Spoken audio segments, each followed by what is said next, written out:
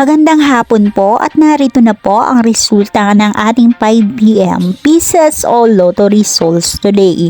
At para po sa draw natin ngayon ay ang 3D Lotto at ang 2D Lotto. Para po sa mga bagong nanonood, huwag niyo pong kakalimutan mag-subscribe sa aking channel at pahit na din po ako notification bell para updated po kayo lagi